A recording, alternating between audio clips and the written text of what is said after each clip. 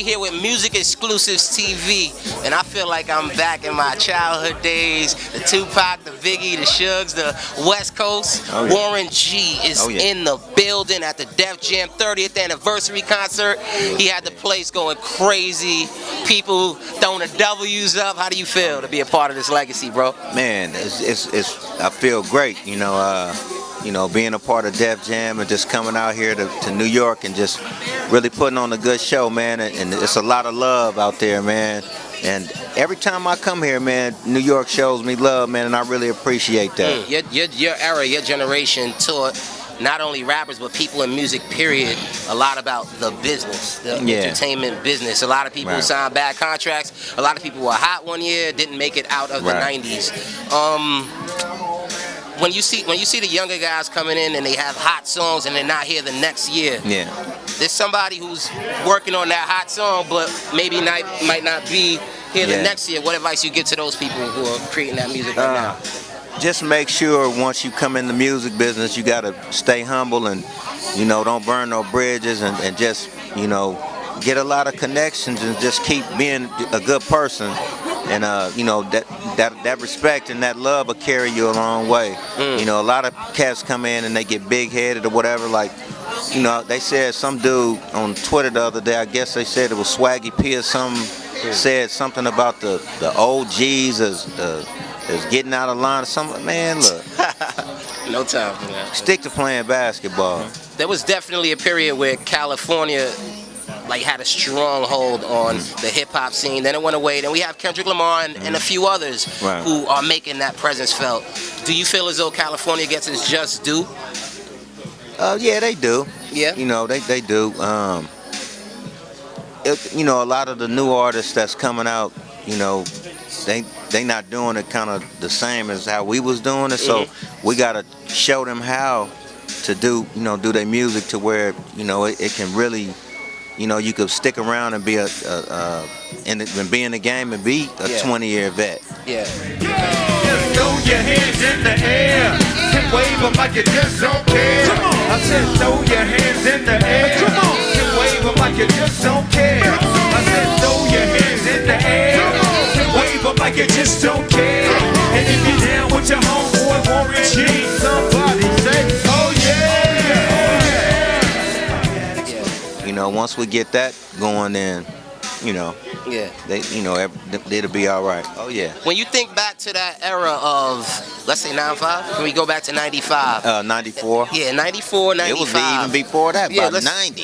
Yeah, but it's all. But let's talk about it like that time when it was Watch Warren and the crew, like 93, 94, 95, 96.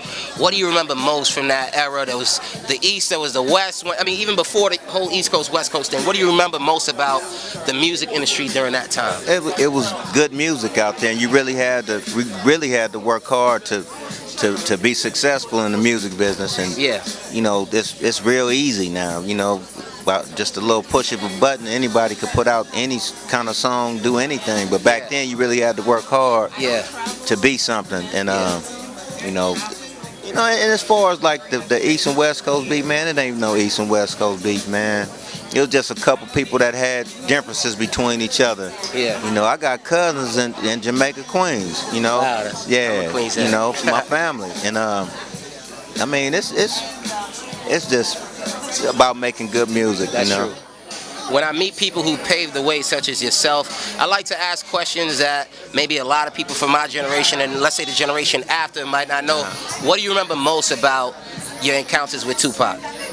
He was a good dude, real cool, humble cat, and was a hard worker. He was a real hard worker. I did Definition of a Thug with him. Yeah, I remember. And he just got in there and just, from the time I got in there, he just was writing. He stopped and he'd talk to me, and he'd ask me like, what was I going through, or what, what's up, and I'd talk to him, and as soon as I talked to him, he'd get to writing. And then that's how we came up with Definition of a Thug, nigga. Wow. Yeah. Yeah, man. But he was a good cat, cool cat. Yeah. Biggie too. I hung out with Biggie in Bed-Stuy. You kicked it with Big? In Bed-Stuy. Get out I went right to his house. Yeah. What was Biggie We walked to the corner store, just like he said, walk to the corner store, and he said sipping on private stock. We went right to the corner, got some private stock, and walked back to his where he lived, where the stairs is at. Yeah, and we kicked it right there. Yeah. I know they say he was charismatic and everything. Like he was cool. Yeah, cool. You know, we were just chilling. You still create music. Yes. What still keeps you driving after 20 years in this game?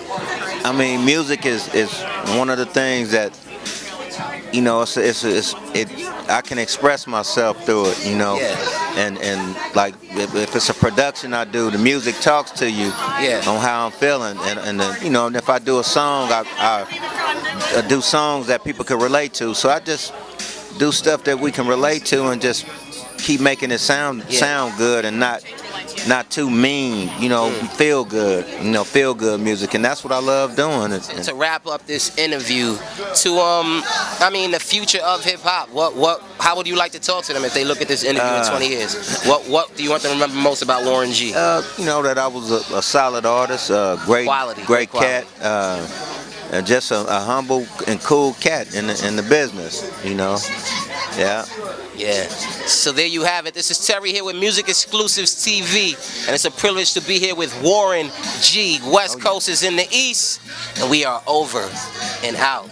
Peace.